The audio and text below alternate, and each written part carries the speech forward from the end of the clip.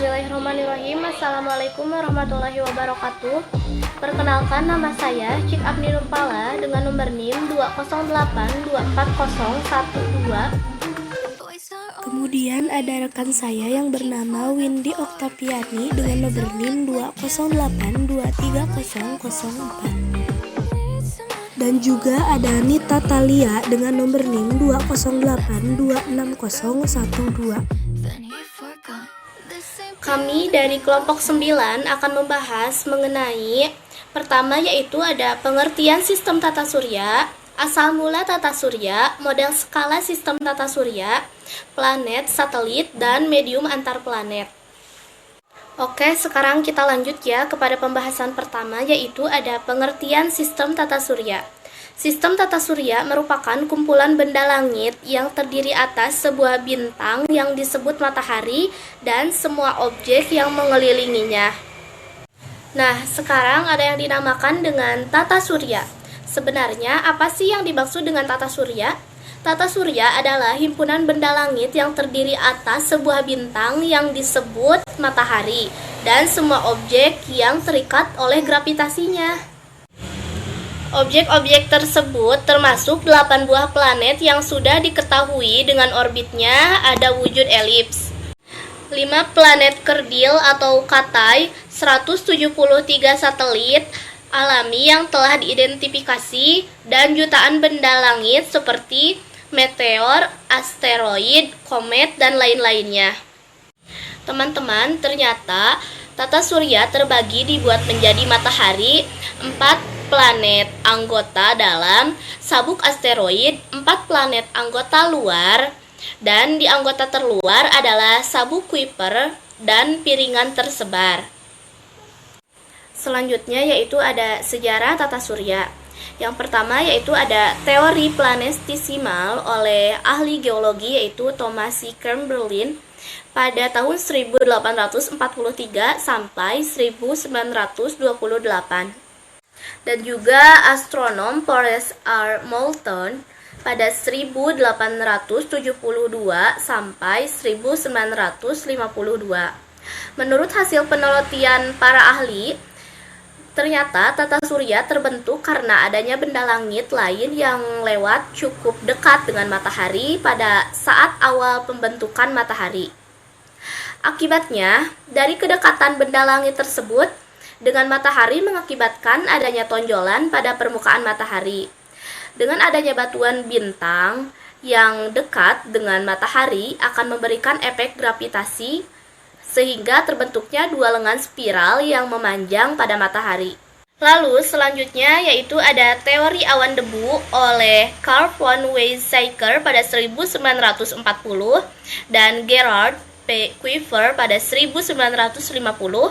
Menurut hasil penelitian para ahli ini, ternyata tata surya terbentuk dari gumpalan gas dan debu, kemudian gumpalan awan mengalami penyumbatan, dan pada proses penyumbatan tersebut, partikel-partikel debu akan tertarik masuk ke bagian pusat awan sehingga membentuk gumpalan bola dan kemudian mulai terikat yang akan membentuk cakram yang tebal di bagian tengah dan bagian tepinya yang tipis.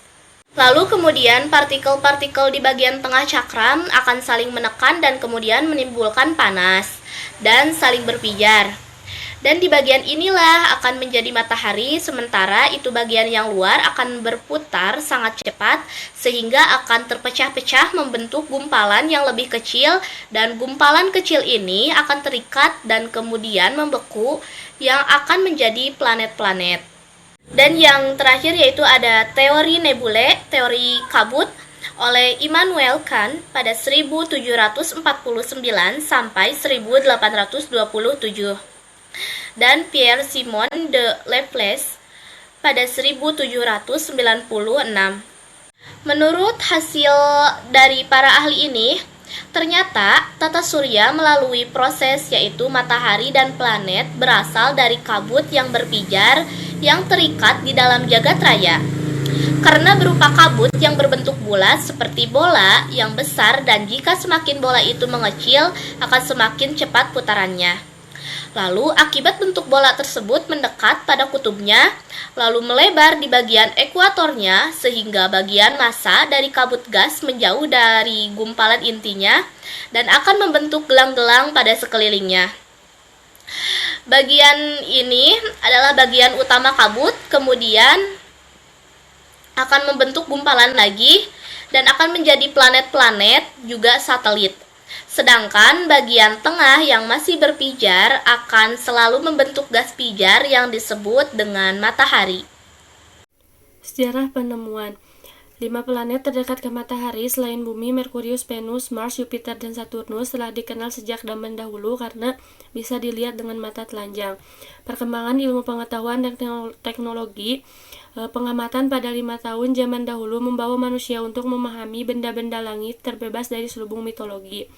Galileo Galilei pada tahun 1564 sampai 1642 dengan teleskop reflektornya mampu menjadikan mata manusia lebih tajam dalam mengamati benda langit yang tidak bisa dilihat atau diteliti oleh mata telanjang. Karena teleskopnya, ia bisa mengamati semakin tajam.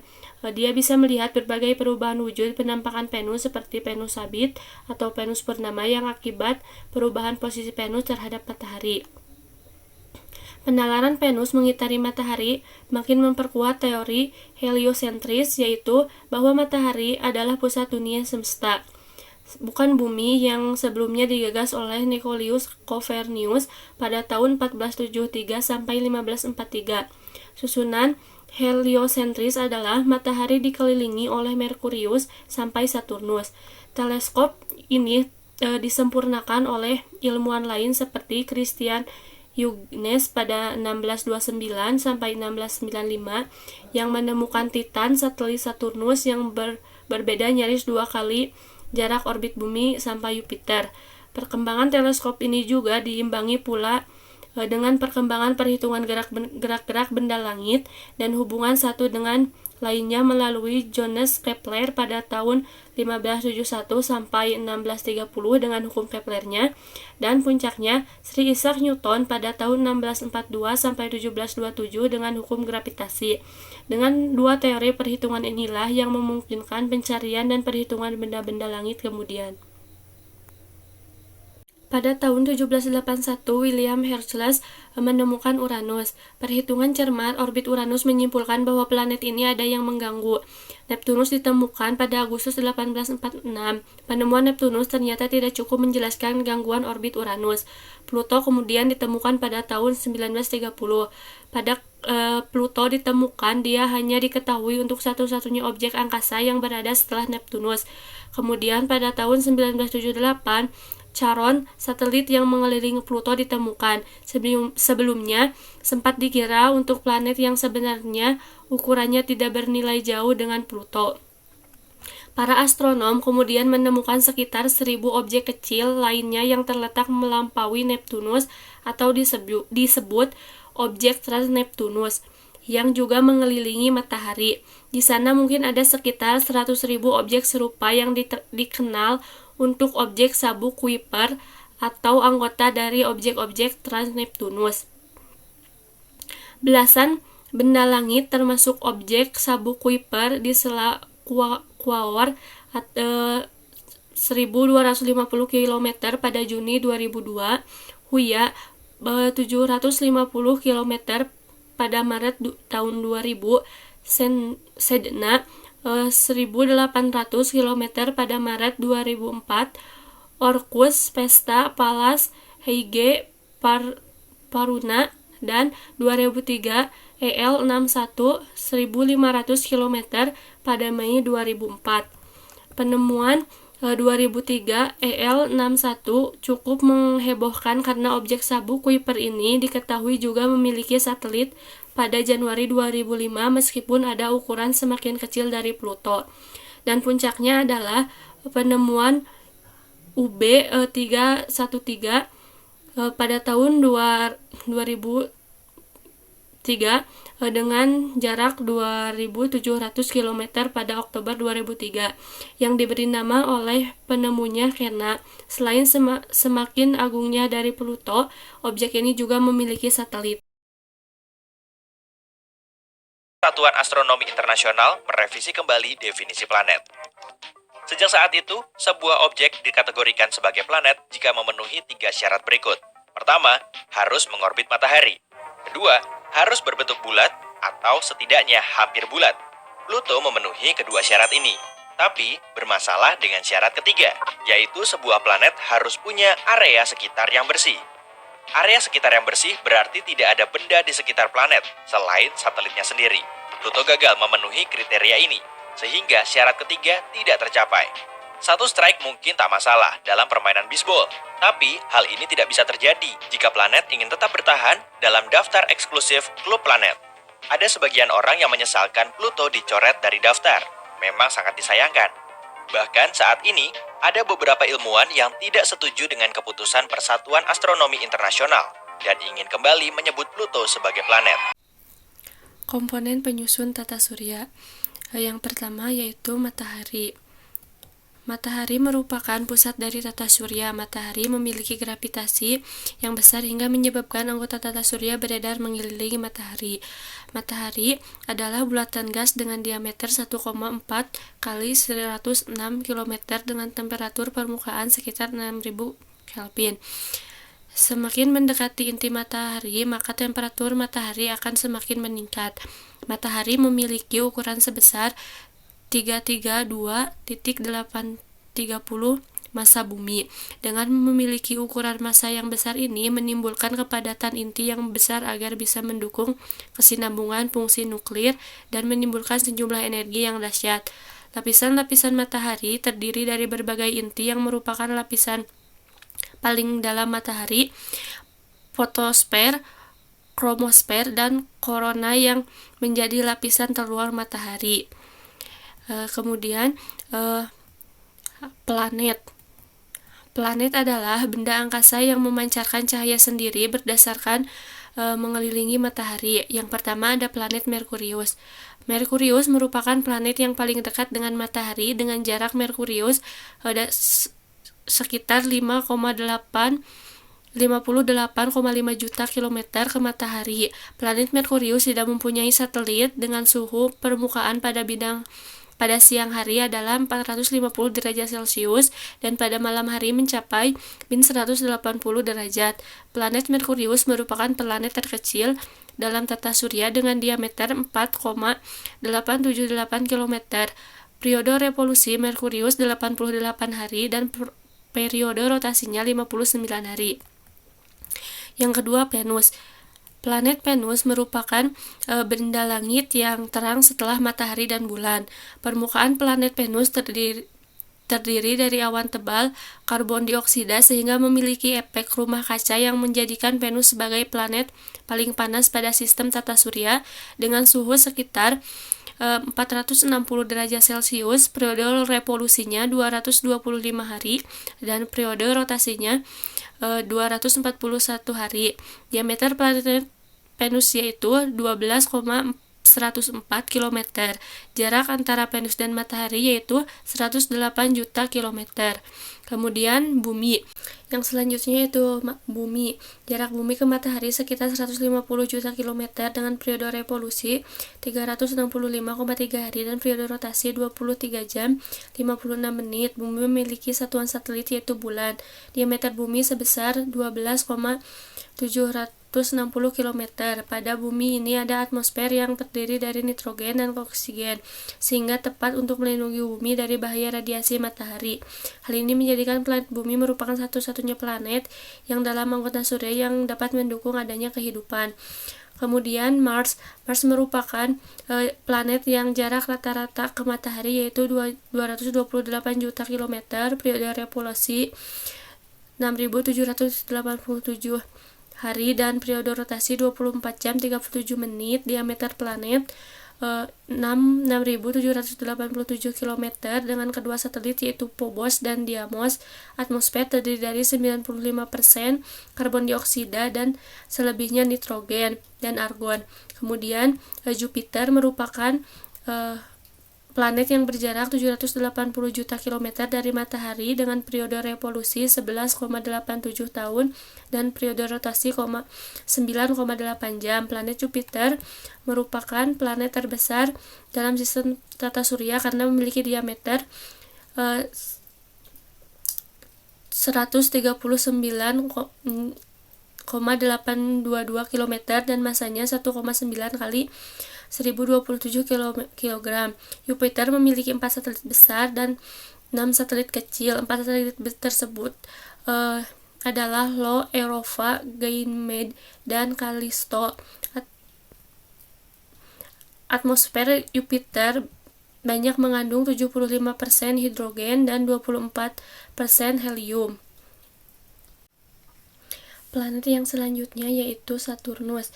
Jarak rata-rata Saturnus dengan matahari adalah 1425 juta kilometer dengan periode rotasi 10 jam 2 menit dan periode revolusi 29,5 tahun. Planet Saturnus merupakan planet kedua terbesar setelah Jupiter dengan diameter 120.500 km dengan massa 2,68 kali 1026 kg. Planet Saturnus dihiasi oleh gelang dan cincin yang tersusun atas es dan batuan yang sangat besar. Planet Saturnus berisi banyak gas helium dan hidrogen sehingga menyebabkan kepadatan planet sehingga planet ini bisa mengapung di atas air. Saturnus memiliki 9 satelit yaitu Mimas, Enceladus, Tethys, Dione, Rhea, Titan, Hyperion, Leptus, dan Phoebe. Kemudian Uranus berjarak 280 juta kilometer dari matahari dengan periode rotasi 10 jam 8 menit dengan periode revolusi 84 tahun. Uranus merupakan planet gas yang berwarna biru kehijauan dengan awan tebal yang menutupinya. Planet ini memiliki atmosfer yang mengandung hidrogen, helium, dan metana. Diameter planet Uranus yaitu 51,120 km dengan massa 8,68 kali 1025 kg. Suhu atmosfer yaitu min 224 derajat Celcius dengan komposisi atmosfer yaitu helium, hidrogen, dan metana. Uranus memiliki 5 satelit yaitu Miranda, Area, Umbriel, Titania, dan Oberon. Kemudian Neptunus merupakan planet terjauh dari matahari. Jarak Neptunus ke matahari adalah 4.510 juta kilometer dengan periode revolusi 164,8 tahun dan periode rotasi 19 jam. Massa Neptunus 1,2 kali 1026 kg dengan diameter 5000 km. Neptunus adalah planet yang memiliki angin dan badai sehingga disebut dengan planet yang paling berangin dan dalam tata surya.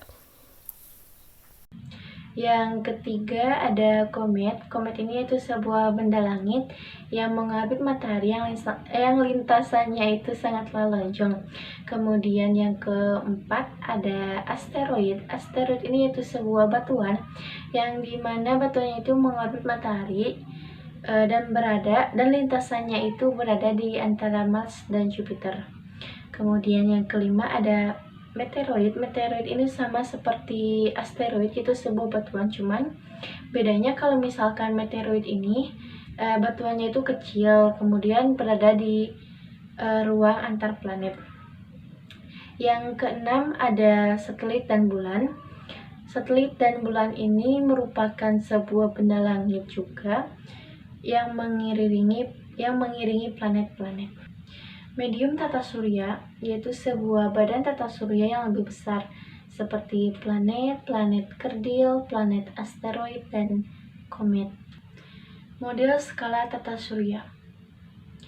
Kita bisa bertanya, berapa sih jarak dari bulan ke bumi? Atau seberapa besar sih ukuran bumi, bulan, Jupiter, dan matahari? Dalam kenyataannya, atau dalam skala sebenarnya, bila planet sejajar dan dilihat secara keseluruhan dari atas, maka planet tersebut yang berada di tata surya kita itu tidak tampak atau masuk ke dalam skala mikroskopik. Itu juga bila dilihat secara keseluruhan dari atas tata surya kita. Oke teman-teman, jadi kesimpulan dari pembahasan yang telah kita buat yaitu bahwa kelahiran planet diduga dari wujud yang sama dengan matahari, dan ada juga beberapa teori yang mendasari pembentukan tata surya dari tadi yang telah kita jelaskan. Sekian dari kelompok kita, semoga bermanfaat. Terima kasih. Wassalamualaikum warahmatullahi wabarakatuh.